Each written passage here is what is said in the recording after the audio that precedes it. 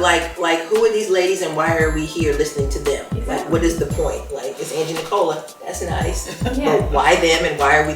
What's the point? Exactly. So I asked her to come up with something.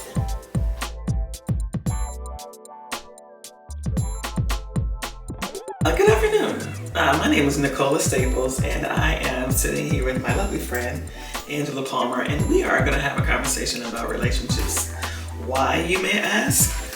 Because we have found that over lots of conversations, to include wine, and lots of relationships with women that we know in and out of our different circles, our sororities, our churches, our family, our friends, that we keep having the same kinds of relationships over and over again with women.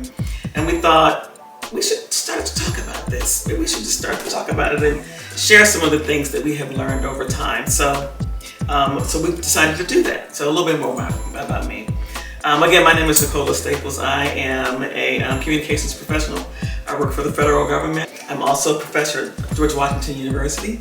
And I have cause to talk to people all the time as a communications professional. And so these kind of conversations come really easy to me, and they're enjoyable too. And so when Angie and I started talking about it, and we were comparing notes with the folks that I was talking to and the folks that she was talking to, and they're all in different circles, but there were so many commonalities amongst the conversations that we just decided that we could do a little bit more with it to help advance the cause of healthy relationships. With that, I'll turn it over to Angie. Like Nicola said, my name is Angie Palmer, and I am married. This is my second marriage. I was married the first time for 9 years, and this marriage number 2, we're going on 16 and a half years. Y'all figured it out. We figured it out. Professionally, I own a general contracting company. I'm proud of the fact that it's a women-owned minority general contracting company. And this is where Nicola and I connected. I was in communications also. We worked together in media. I worked in cable television as well as public television. And as she said, we talked a lot to a lot of people about a lot of things. And relationships, we all as women share a common denominator.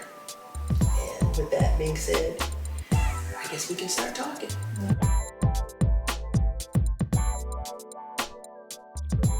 So the first time I fell in love, this is with my baby boo. Your what? My baby boo. He was a baby. I was a baby too, but I loved him. I think it served as a typeset for the kind of relationships and also the kind of character and also physical traits that I was looking for in a partner, and I found that in almost every relationship after that, many of the physical aspects were the same, but also the content of the character was the same too. And I'm happily married today. I've been married for 29 years to my husband, Randy. We have three wonderful sons. This too was my second marriage. I was married for the first time about a year. Didn't do that well. But the second time, I got it right. And so I have that too to offer women as well, in terms of figuring out what you want, and then working towards a common goal with someone that you care about and love. First time I fell in love, I was in high school. And it's kind of funny because everybody's all talking about their boyfriends and like in high school, and I didn't have one. When I met him, it was love at first sight for me. I was like, he's fine. But the thing about, I guess you say, the typeset I can agree with, in that for me, it established the fact that you can have a good, healthy relationship with a good guy. A lot of people talk about guys being bad guys and they have their first relationships were nightmares. Well, mine wasn't. He was respectful. He thought about me and my family. In fact, in retrospect, now that I had a kid, I realized that what my mother did, which was to include him and embrace him, was what you're supposed to do. But he became part of the family. And even when we broke up, it was painful because, it's always painful when you break up. But he even did that respectfully. And we're still friends. Mm-hmm. We call each other on our birthdays and things are happening in lives. But it's purely innocent. Absolutely. Nothing. In fact, think he came to my birthday party here at the house. And some of my friends said, "You got him here?" And I'm like, "What? There's nothing to it." Just a good friendship developed out of it. It's interesting too because thinking back on mine as well, even though it was an immature love, hindsight being 2020, it was a pure little immature love, but I wouldn't call it the first time that I fell in love as a mature adult. It was very different, but I think it was a typeset for things to come. Well, what I'll say, something that you just said about falling in love. I mean, that's how we call it. Right. Well, I'm hoping what we can do is talk to women about walking with your eyes wide open in love instead of falling. Because sometimes when you fall, you bust your butt, you hurt yourself, knees, you trip. lips. So if we can, out of what we talk about in our experiences and some of the observations that we've had, convince women that it's important to be cognizant about your relationship choices and decisions that you make, then you don't fall in love, you walk happily into that love relationship. Right. It's a heart and head exercise, and a lot of us don't want to take the time. Sometimes our libido gets in the way, especially when he's fine, right? And you want and the fine counts. Okay. Fine counts. Oh, okay. Fine counts. But that's not all there is, though. Because at some point, you're going to have a conversation with him. And you have to have other things that are in common and in terms of shared values that are important to you. And fine sometimes in time. Stretches. Okay. Gains weight. Okay. Gets hurt. Gets bald. Starts passing gas. Okay. Fine forever. Fine is temporary. So you want the fine that's inside that can't go away fine. That's right. That's right. That's the kind of love that sustains. Right.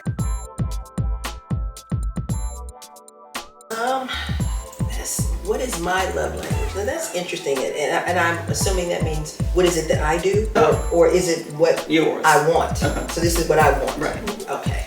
Well, the things that are most important to me are,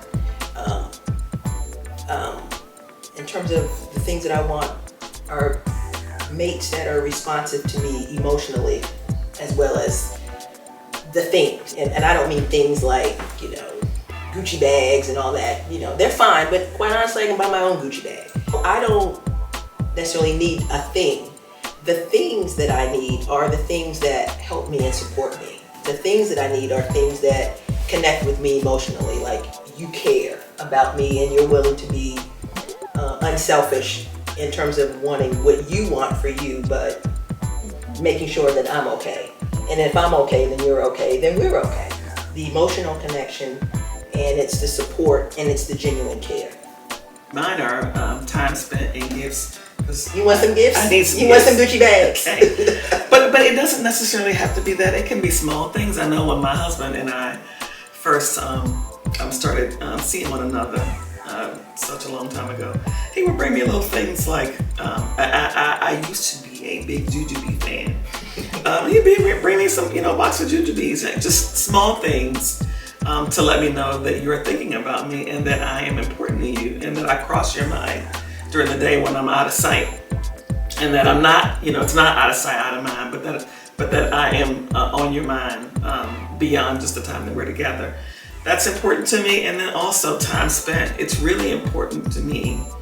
And my husband's always talking about this all the time, how I always want to have these long conversations at the most inappropriate times, but they're appropriate for me because I just feel like talking at the time. But it's spending time with me and doing things with me that are of interest to me. That to me means that you're not only willing to invest of yourself, but you're also willing to invest your time. Time is limited. Time for many is fleeting, and we don't always have a lot of time. So giving me the indication that you're willing to spend time with me to just be means a lot to me.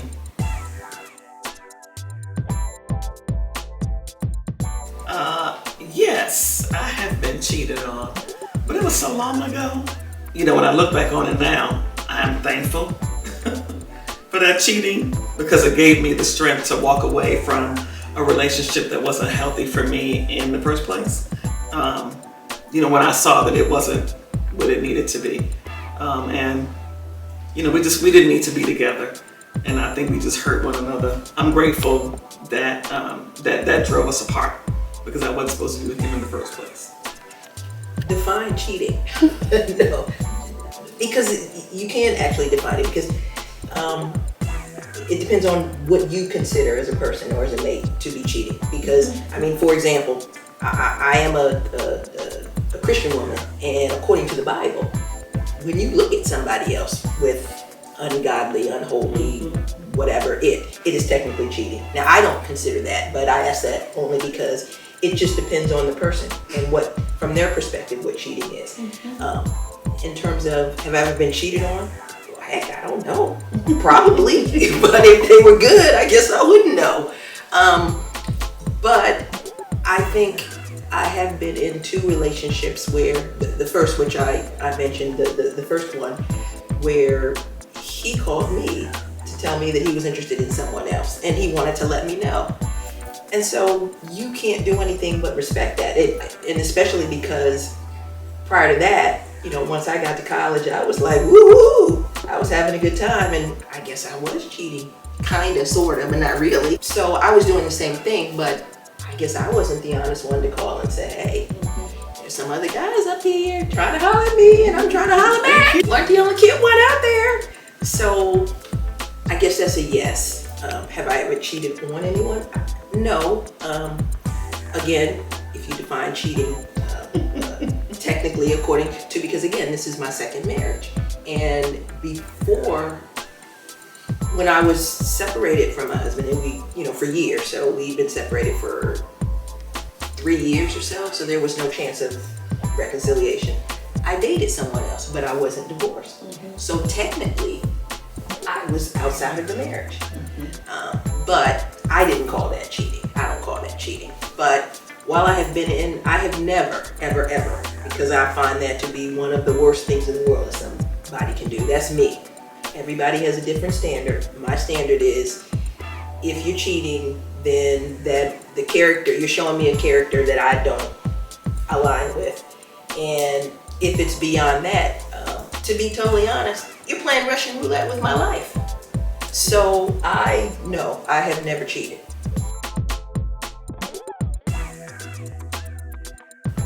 I have never, to be honest, been interested or attracted to anything other than an African American person. But I was just curious, and I went out on a date with this guy, a white guy who had a huge crush on me. I couldn't. I mean, I just couldn't. I was like, no. Nice guy, just no. It's a really interesting question, because I will say, and I'll probably, if you know how the world is now, I'll probably get maybe all 3 people watching me right in. But I told my son that my preference for him was an African American woman. I'm saying it very gingerly to you guys, but I made it known that my preference was that. Not because I have any animus or anything against people outside of our race. It's just because it's very difficult for Black men when they have relationships with women that are outside of their race. It's just a very complicated path. And as a mother, my first inclination is to give him the smoothest path possible. So that's why. However, to be honest, if I had a daughter, I don't know if I'd tell her the same thing. I think that the paths are complicated for African American women in general, but those who have partners that are outside of their race, I don't think it's as difficult for women. And the other thing that I realize is that the numbers of available men that are African American, that are comparable to African American women, are smaller. And if you play it by a numbers game or statistics, it may not bode well for your daughter to find an African American man that matches her, just who she is, and her interests, and her background, her skill sets. So I'm glad I don't have that decision. I have one child, and it's a son. But if I had a daughter, I don't know if I'd say the same thing. I have never dated out of my race. But I think, though, that, I mean, just hearing, and this is some of what brought us to this place now, having all of these discussions over decades and seeing how difficult it is for some people to meet, a good quality options in the African American community. I think I would consider that. Now, I've been married for 29 years and love my husband dearly. But I can't imagine, I wouldn't even begin to know where to meet people, at this age. But I think, though, that I would encourage people to find love where it can be found. My preference, again, is for African American men. But these days and times, if you meet somebody that has the same values, that are aligned with your beliefs and the things that you want, I say go for it. Life is too short to get stuck on a list of criteria that it is not potentially serving you best.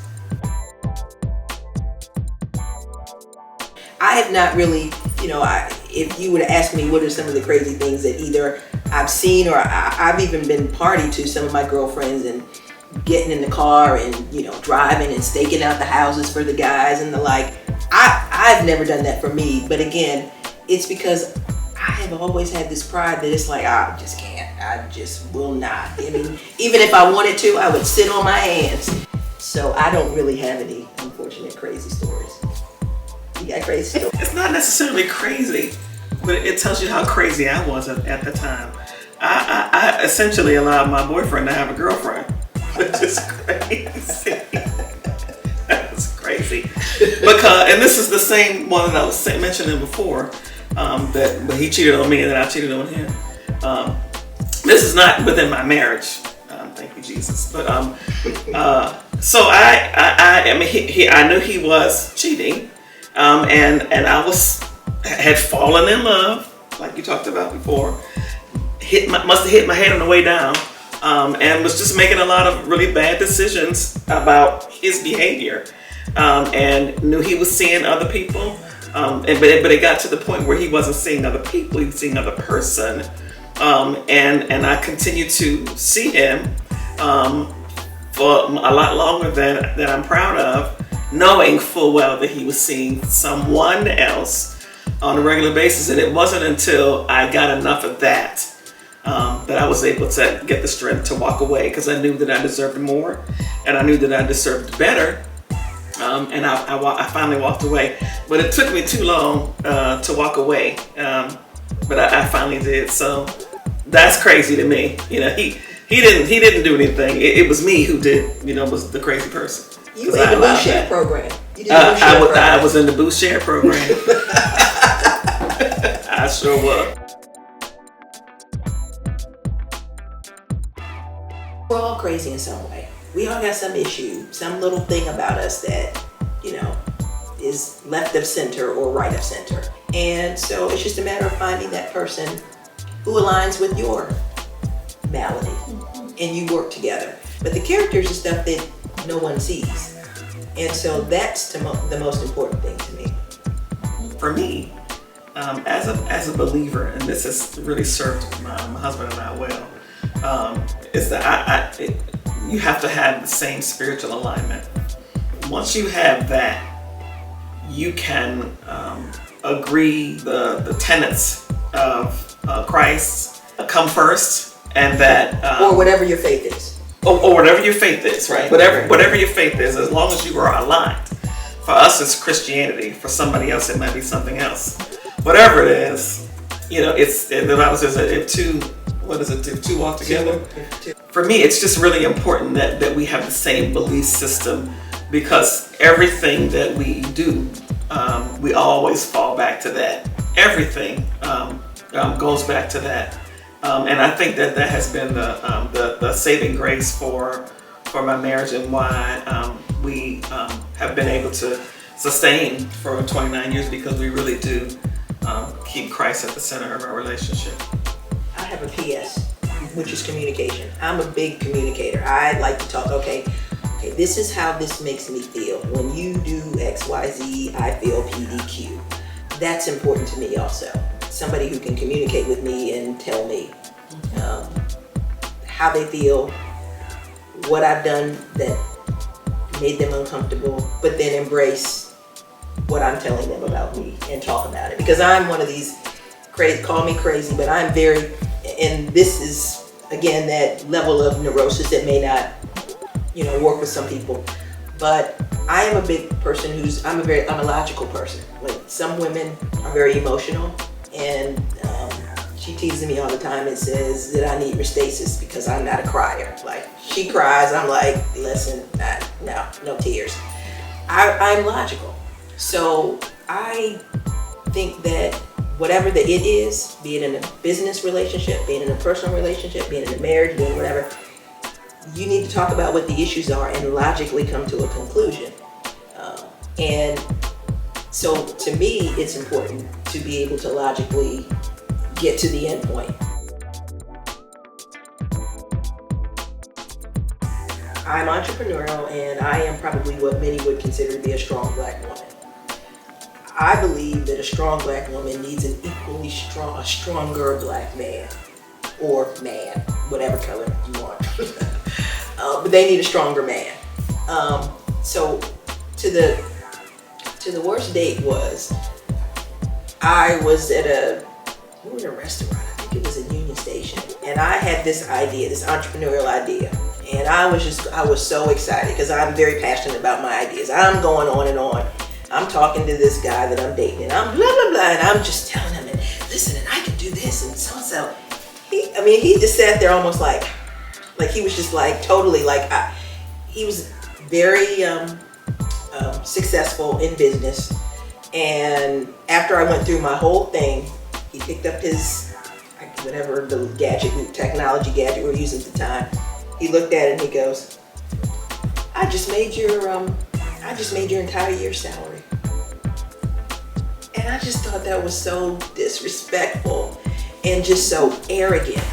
And so to me, that was a turning point, and it was just, I considered it one of my worst dates because he didn't care anything about my interest, my excitement. It was basically to tell me that no matter how exciting and how wonderful my plan was, he still was going to make more money than me because he just made my entire year's salary.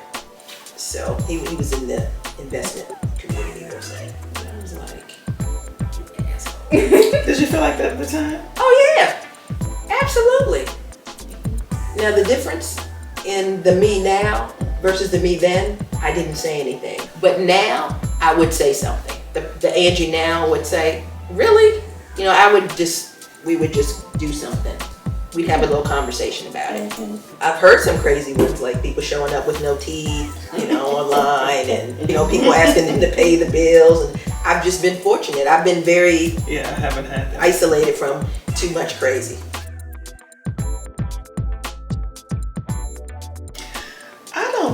I don't really get jealous very easily. If I gotta convince you to be faithful, or then we got some other problems that's bigger than this person right here. So I have spent 29 years with my husband. That's 29 years of building a healthy relationship where there's inherent trust there. So I don't really get jealous because I think if somebody comes along that can threaten what we have built over 29 years, is she a bad mamma jamma? No. Okay. I don't really get jealous.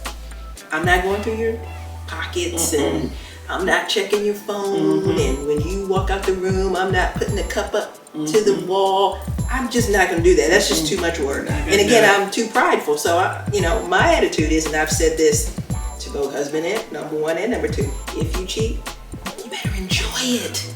Because if I find out, I'm done. Because, everybody has a thing where that's the line. That's the line, because as I said before, you playing Russian roulette with my life, and that's a character issue. So I don't do that. And I don't, like I said, I'm not gonna give you cause to worry about whether I'm looking at your stuff. So you're gonna do it. But the other thing is, and I do believe this, most people, men or women, but especially men, when you cheat, you're gonna get caught. And it's just a matter of time. So if you are, what's done in the dark eventually comes out in the light. And so that's too much energy that I would spend trying to figure out what you're doing and who you're doing it with. So I'll just wait until you manifest the it in front of me, as opposed to going to look for it. So no, I don't check. You want to close with a song, Nicole? I have no words for closing. So thanks so much, everybody, for joining us